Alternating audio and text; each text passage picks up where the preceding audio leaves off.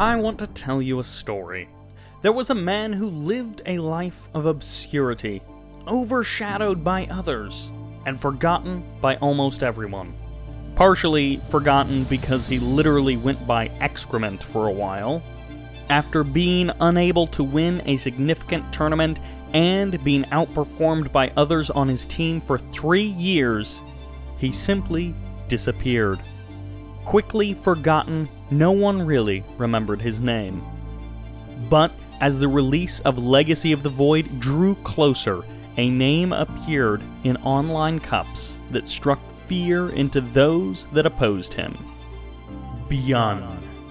He earned a reputation online, but even by mid-2016, he still lacked the results in any major tournament.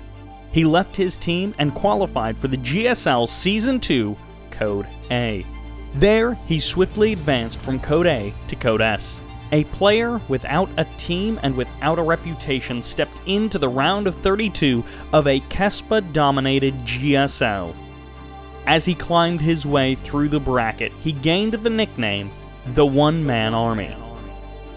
Against all odds, he made it to the finals where he would face the current 2-time world champion, SOS. SOS hailed from one of the most prestigious teams. He himself was one of the most storied players. I was so excited for the series that I even created a hype trailer for the event, which you can still watch here on SC2HL. Anyways, the one who has it all versus the one who has nothing.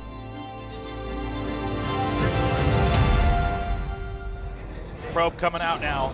Already a proxy. Not surprised by this one bit. Looks like Byun wants to proxy as well. Look at that, just outside. Oh my god, they're proxying each other. Taking a couple down already, going after that mule as well. Meanwhile, the Widowmine drop is coming in. Oh, Byun was not looking. That is so big.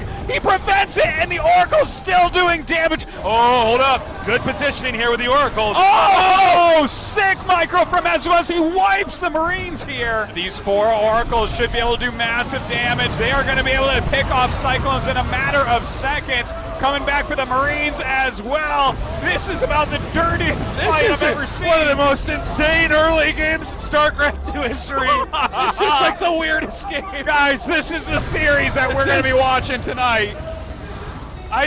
I think that's it. Yeah, there it is. GG. Okay, 2-2 is almost here for Byun. It's finishing up just a second. Right, 1 second. EMPs, here they come. This is starting. The Vikings being microed back. Beautiful kiting there on the Vikings. He's doing a great job staying out of the void ray range. He's kiting too well. The Colossi cannon is dropping. Oh, this kiting on the Vikings is so good. He's picking up all the crosses. SOS, there's nothing he can do. His splash damage is gone. He's landed the Vikings. There's too much. Byun's control is too good. He's pressing forward, and I think SOS will lose this game. And every time the camera panned over to SOS, he was surrounded by his brain's trust of Jin Air, Green Wings, Pro Gamers, all of them contenders for the best players in that particular race. Every time the camera went over to Byun, it was just him sitting at his PC, talking to himself, trying to get into the zone. We might have a traditional StarCraft 2 game. Oh my! Never mind, too. Never mind. Dark Standard Shrine macro game. DTs. What's that? DTs are coming now, and let's see how much damage this actually does. The Widowmine actually hits right there, and he is targeting down that Colossus. Siegek's actually doing massive damage here. Oh my God! He drove it back. The battle. He just lost that fight. Are you serious? Dude, I don't even understand this game anymore. I don't, but knowing Byun, he might just engage anyways. He's going for it. He's going on top of the Colossus. One Colossus remaining. He needs to keep it back.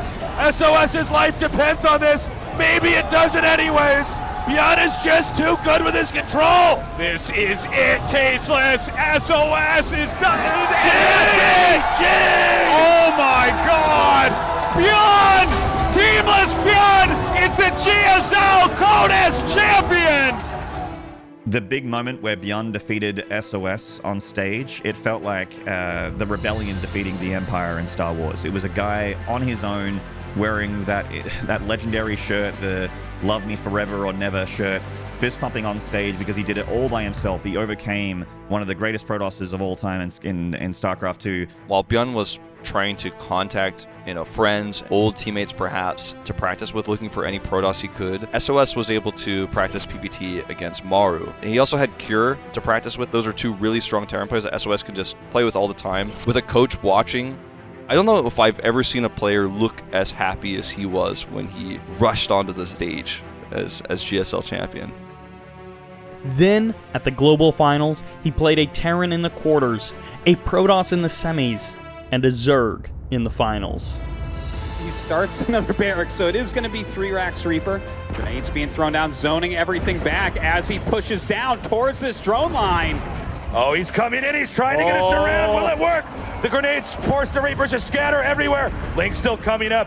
Dark does shave off some of those Reapers, but not without losing a good amount. Look at that. Actually, excuse me, 2 Reapers to 16 Lings, 2 Queens, and a drone so far. It's crazy that he's only gotten 2 Reapers. These Ling surrounds have been awesome, but the grenades of Byun are second to none. Ling's trying to come in from the side. The Banelings hatch. They're moving forward. The grenades actually push them back. Finally, the Reapers go down, but these Marines still have to be dealt with. Oh, he's drawing up all of his Zerglings and Banelings as quickly as he can. He has a lot of Queens here as well. The Marauders shelling everything at the front. That 4th base no longer mining. A lot of damage here from Byun, but the Banelings, they come in from behind, and it looks like he should be able to push everything back. He is closing in. The army is getting set up. Widow Mines now being planted. Marines have been stinned. Liberators in the right position. Dark trying to get in with those Zerglings, but it is not going to be enough. Byun punches through, hits onto his 3rd base. G! Byun has done it!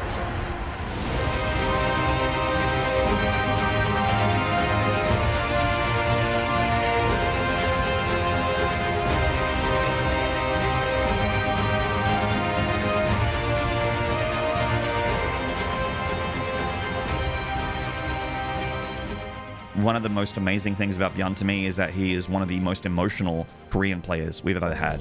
And I mean emotional in a good and a bad sense.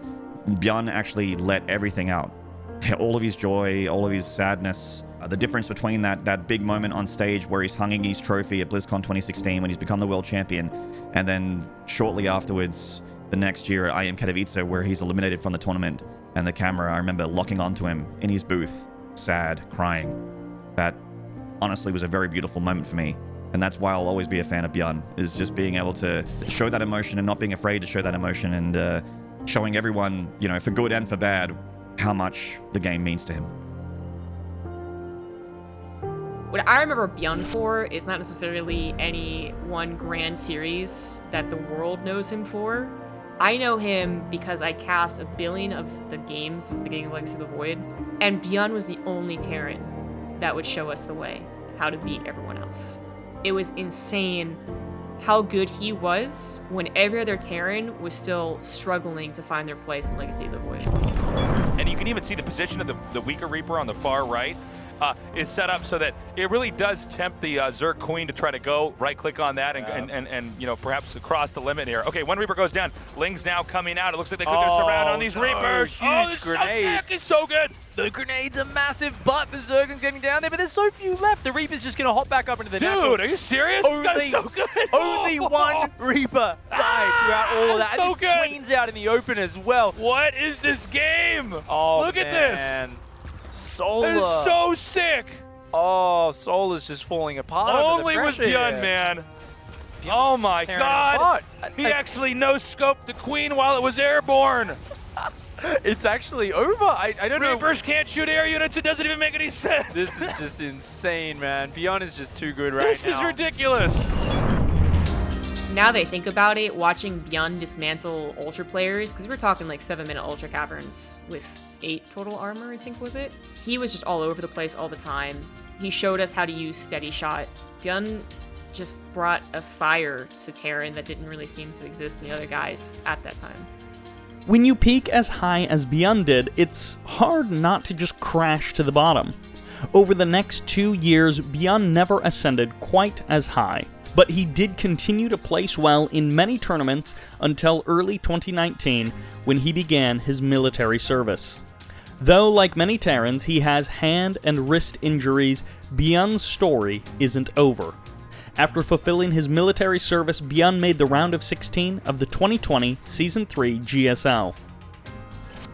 A world champion, a Code S champion, a player who got his race nerfed because he was just a little too good with Reapers.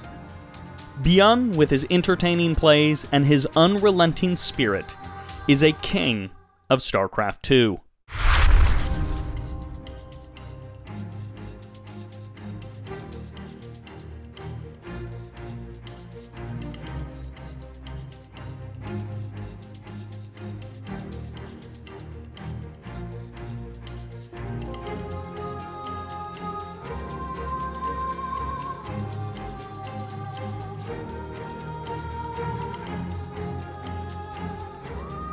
His control is something that I always remember him for, and I always remember trying to emulate it and failing miserably.